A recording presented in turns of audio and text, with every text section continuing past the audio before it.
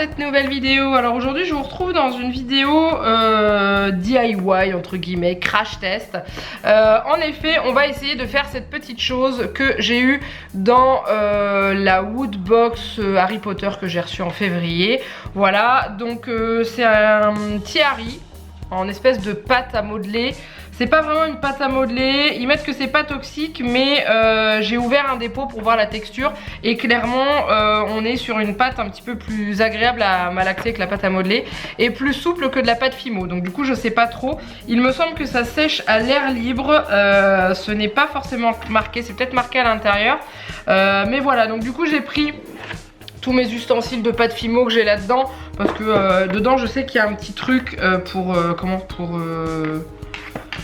modeler et tout, mais clairement je préfère utiliser le matériel lequel j'ai l'habitude. Je vous ai mis en face de moi, d'habitude je vous mets juste devant moi, mais ça sera peut-être plus pratique pour moi de pouvoir vous montrer comment je fais cette création, hein. Et puis on y va. Donc déjà je vais enlever ça, parce que autrement vous allez entendre ça toute la vidéo et je pense que ça va peut-être vous énerver, et moi aussi. Donc on va l'ouvrir. Déjà je l'avais ouvert en vidéo rapidement dans un vlog. Et on va voir comment ça se présente. Donc du coup vous voyez, vous avez donc déjà le mode d'emploi avec toutes les étapes et tous les trucs à préparer pour pouvoir le modeler. Donc il faut tout préparer à l'avance. Ok, donc j'ai du boulot. Et il n'y a pas de temps de cuisson, donc je pense que ça doit se faire sécher à l'air libre, je suppose. Ensuite il y a ça. Ah, il y a quand même des trucs sympas pour modeler en fait, hein. C'est plutôt pas mal. Bah, je vais tester avec leur truc déjà, je vais voir ce que ça donne. Et ensuite il y a les pots. Donc j'en avais ouvert un. Alors c'est fait avec, vous avez toutes les couleurs, hein. Vous voyez, regardez. Hop. Voilà, vous avez toutes les couleurs. Donc moi j'avais ouvert celui-ci. Hop, comme ça. Voilà, donc vous voyez c'est une pâte. Je vais essayer de la sortir. Qui est assez élastique, qui est hyper légère et qui est agréable à malaxer, franchement. Ça sent une odeur un peu forte quand même. Donc je sais pas, on va voir ce que ça va donner. Donc du coup je vais sortir toutes les pâtes de couleur. Et il va falloir que je fasse, si j'arrive à la sortir celle-là, voilà. Et il va falloir que je fasse tout ça. Je vais m'éclater, j'en ai pour une plombe.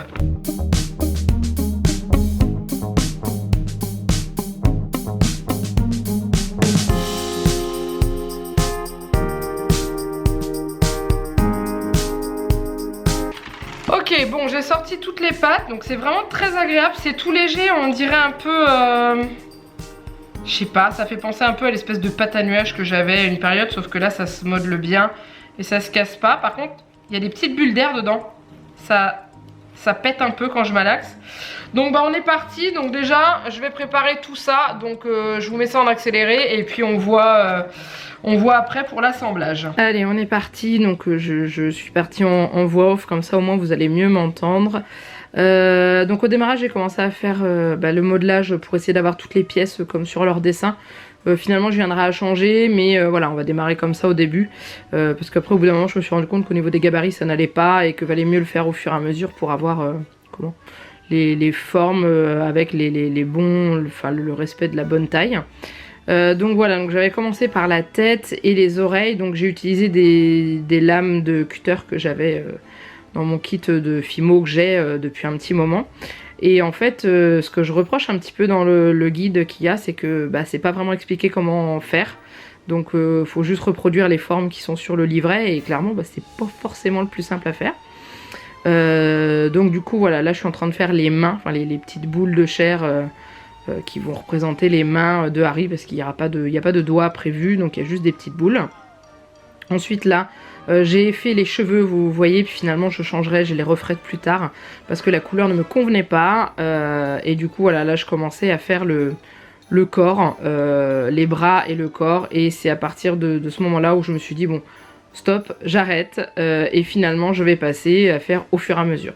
Donc là j'attaque les chaussures, voilà, donc vous voyez l'élasticité de la pâte. Alors ça a à la fois un côté qui est très agréable et très satisfaisant et tout, et de l'autre côté c'est pas très pratique parce que du coup c'est difficile à manipuler correctement. Donc voilà, donc du coup je fais les deux boules pour faire les chaussures, je les ai un petit peu aplaties pour pouvoir coller les jambes. Au niveau des couleurs, j'ai pas trop compris pourquoi on avait si peu de marron alors qu'on avait pas mal de cheveux à faire à Harry. Donc du coup c'est pour ça que après je vais mélanger deux couleurs pour que ce soit bien. Donc là je fais les jambes, donc un petit boudin que je vais couper en deux, pareil avec ma lame. Mais ce qu'il y a c'est que la pâte s'écrase un petit peu, c'est pas comme de la fimo, donc du coup j'ai un petit peu galéré sur certaines étapes de modelage. Alors je suis désolée au niveau du cadrage, j'ai pas l'habitude de tourner comme ça, j'avais mis la caméra au-dessus. Et du coup bah, c'est souvent que vous voyez peu, à un moment donné je bougerai la caméra, vous vous rendrez mieux compte. Donc voilà, j'ai fait les deux pieds, enfin les jambes avec les pieds au bout. Hein. Et ensuite bah, je vais faire le corps, donc l'espèce de triangle noir un petit peu arrondi. L'avantage c'est que la pâte, comme je vous montrais sur l'image juste avant, elle ne déteint pas sur les mains, hein. Clairement il n'y a pas de problème de couleur sur les mains. Donc là je fais un espèce de cône, voilà, que je vais ensuite après un peu aplatir pour le corps. Voilà. Après c'est pas expliqué vraiment dans le livret la forme exacte qu'il doit avoir, donc je l'ai un petit peu aplati. Ensuite je l'ai collé au-dessus des pieds.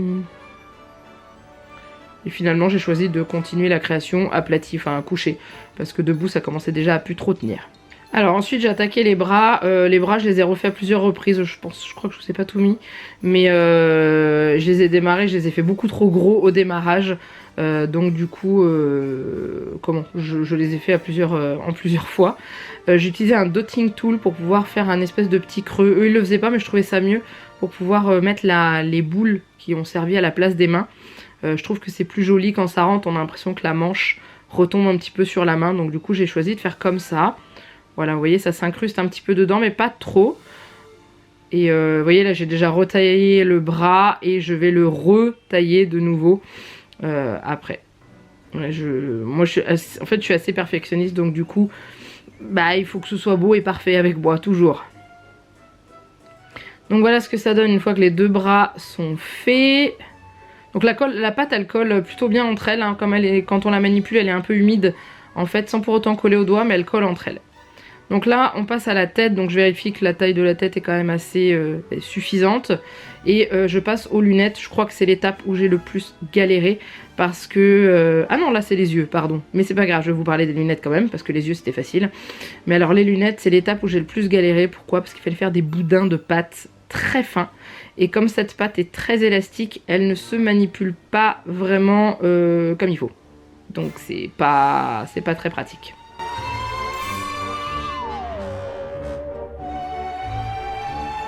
Donc avant de faire les lunettes, j'ai mis les oreilles, donc il t'expliquait un petit peu dans le livret comment il fallait les positionner. Ensuite il fallait utiliser les petites spatules en plastique pour les souder en fait à la tête vous voyez, en faisant le trou de l'oreille, hein, voilà, pour que ça se colle bien en fait. Et ça tient plutôt bien.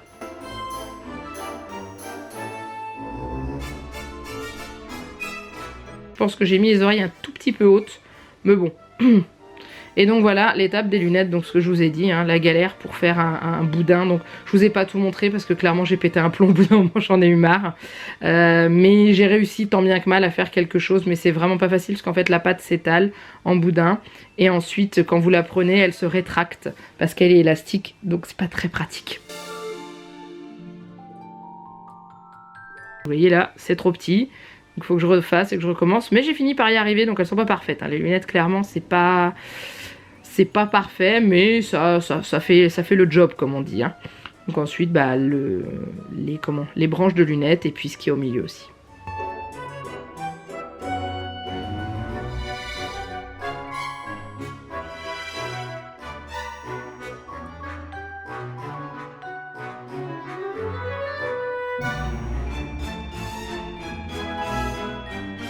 Donc ça, j'ai rencontré aussi des difficultés avec ça, c'est que ça, étant donné qu'on le manipule beaucoup, qu'on le roule, qu'on l'aplatit, la pâte sèche un petit peu. Et résultat des courses, elle a eu beaucoup de mal à coller sur le visage du personnage, donc c'est dommage. Mais autrement ça va, mais c'est vrai que c'est là que je me suis rendu compte que les oreilles étaient peut-être un petit peu hautes. Mais j'ai quand même réussi à fixer ça, mais voilà, c'est vrai que ça avait du mal à tenir... sur la pâte. J'aurais peut-être dû utiliser un petit peu d'eau parce que sur la fin de la vidéo vous verrez, je vous en parle, où ils mettent qu'il faut faire attention à l'eau et au feu, donc c'est que ça devait coller plus facilement avec de l'eau.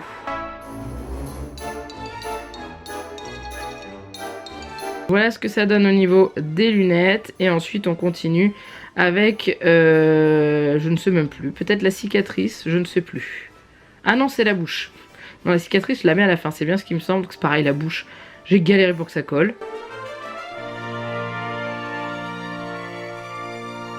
Et je regrette de ne pas lui avoir mis de nez, parce que dans le guide et tout, il n'avait pas forcément de nez, mais je regrette de ne pas avoir mis une petite boule à la place du nez, un petit peu comme les poupées chibi en Fimo, parce que je trouve que ça manque maintenant. Après, je pourrais lui rajouter, vous pourrez me dire.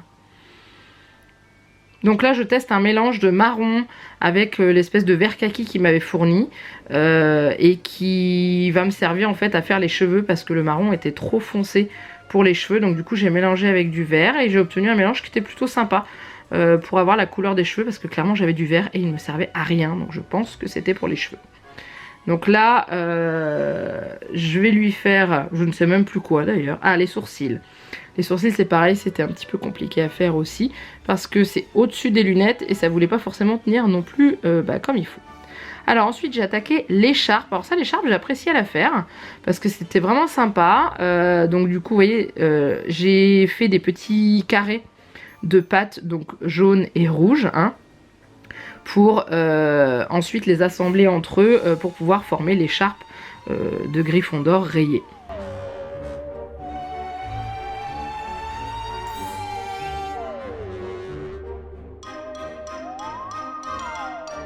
Alors j'ai un petit peu aplati les rectangles parce que ils se sont rétractés quand je les ai coupés. Et ensuite j'ai fait la même chose avec le rouge pour avoir tous les petits rectangles ou carrés. Hein. Voilà. Et ensuite je les ai assemblés les uns à côté des autres.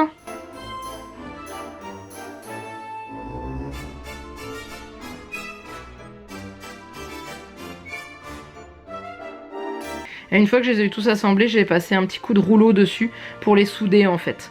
Parce que voilà, autrement ça se décrochait dès que je manipulais l'écharpe. Donc j'ai mis un petit coup de rouleau pour souder tout le monde. Et j'ai recoupé sur les bords pour avoir une écharpe droite, sans défaut. Donc voilà, comme ça fait plus joli.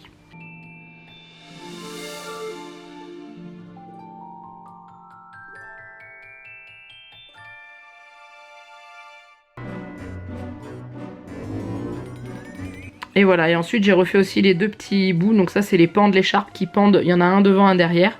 Donc voilà, j'ai fait pareil. Ensuite je vais mettre la tête, j'ai un peu galéré à ce qu'elle colle. Donc en fait ce que j'ai fait c'est que j'ai frotté un peu la pâte avec mes doigts pour qu'elle soit un peu chaude et du coup ça a collé. Et j'ai mis ensuite l'écharpe. Donc ce qui est bien c'est quand même c'est que dans le livret ils vous disent donc le nombre de rectangles qu'il faut faire et c'est vraiment pile la bonne taille pour faire le tour du cou quand vous faites bien les mesures, donc ça c'est cool. Et ensuite j'ai mis un pan de l'écharpe derrière et un pan de l'écharpe devant comme indiqué.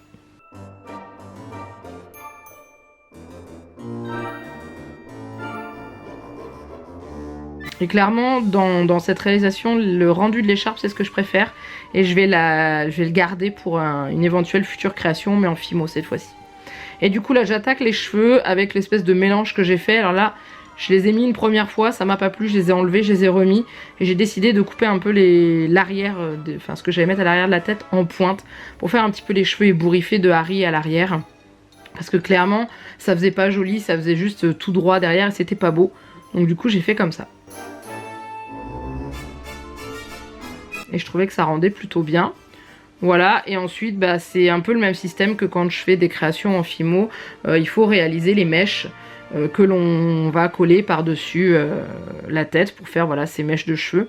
Donc c'est pareil, j'ai eu du mal à les réaliser, à les coller et j'ai choisi de rajouter avec un outil aiguille assez pointu, de faire des traits dans les cheveux pour avoir un rendu un peu plus réaliste, même si c'est pas non plus parfait.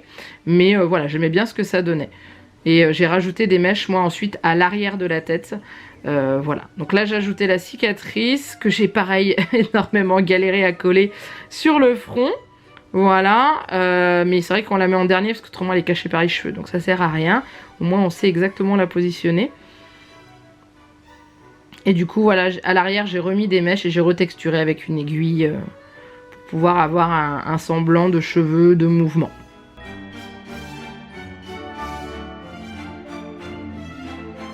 Et il reste ensuite le dernier petit détail, c'est la petite poche en fait il a une petite poche triangulaire sur la poitrine avec du jaune sur la poche marron, marron beige.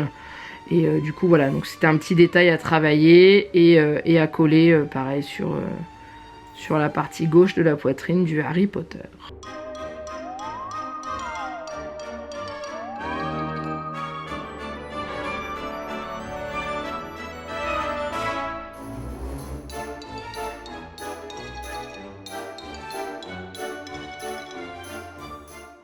Et voilà, il est terminé. Bon, bah c'est plutôt pas mal. Après, il n'est pas exceptionnellement joli. La pâte était un peu difficile à travailler, je trouvais. Après, je pense que c'est adressé à plus jeunes. Je sais pas trop, mais je l'ai trouvé un peu plus compliqué à travailler que la Fimo. Après, c'est peut-être parce que j'ai l'habitude de travailler la Fimo. Mais voilà ce que ça donne. Il ressemble à Harry Potter un petit peu, quoi. Mais voilà, j'aime bien par contre les techniques qui sont données. Et je serais tentée d'essayer de le refaire en Fimo, vraiment, pour voir ce que ça donne. Mais en tout cas, voilà, c'était sympa. C'était un bon petit moment à passer. Par contre, ils mettent que la pâte est pas toxique et tout. Mais alors, je trouve que elle a une odeur qui est quand même assez forte, qui prend facilement au nez, je trouve. Donc je trouve ça un petit peu dommage. Et puis c'est tout. Je suis en train de regarder, il n'y a pas marqué au niveau compo. Le texte est uniquement en anglais et en espagnol. Je crois que c'est ça. Ouais, Espagne. Il n'y a pas du tout d'explication en français. Donc c'est un produit dérivé qui vient pas de France. Et je suis en train de regarder et ouais, il n'y a rien du tout de marqué en français. Donc les précautions d'usage... Voilà, il n'y a rien marqué, donc ils mettent que ça sèche à l'air libre, qu'elle n'est pas toxique, mais qu'il faut quand même pas la mettre à la bouche et ne pas la manger. J'essaie de traduire de l'anglais en fait de ce que je vois. Après je comprends pas trop. Que c'est sensible à la température, que les couleurs ne se transfèrent pas sur les mains, mais qu'il faut laver ses mains après avoir réalisé cette création. Et voilà. Après je trouve pas d'autres... faites attention au feu et à l'eau, donc ça réagit à la chaleur et à l'eau. Voilà, je pense que ça doit coller une fois que c'est à l'eau, je pense. Mais voilà, il est déjà un peu de biais. On dirait qu'il a envie de s'asseoir, Harry. Je vais essayer de lui redresser le popotin quand même.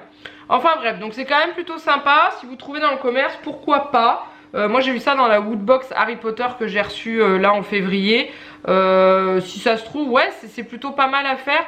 Mais je trouve que c'est... Enfin voilà, faut savoir se dépatouiller quand même avec les loisirs créatifs, parce que bah, c'est pas facile à faire. Voilà, j'aurais bien aimé voir quelqu'un expérimenter en pâte Fimo, le réaliser, ça aurait été sympa. Donc du coup voilà, je vais essayer de le faire sécher debout, de façon à ce qu'il tienne debout une fois qu'il sera sec, on verra bien. Mais voilà, mais j'ai passé un bon petit moment à faire ça. En tout cas j'espère que cette vidéo vous a plu, hein. N'hésitez pas à la liker et à la commenter. Dites-moi si vous le trouvez plutôt bien ou si vous le trouvez juste archi moche. Et est-ce que vous connaissez ce genre de kit où on vous fournit toutes les pâtes pour pouvoir réaliser un personnage. Je sens qu'il commence à sécher un peu. La pâte est un peu moins souple, voilà, mais voilà, n'hésitez pas à me dire, et puis bah c'est tout, et puis bah je vous laisse, n'hésitez pas à vous abonner à la chaîne si ce n'est pas encore fait, hein, voilà, et puis bah maintenant il me reste plus qu'à vous faire plein de gros bisous, hein, et puis je vous dis à très bientôt pour une prochaine vidéo, bye bye.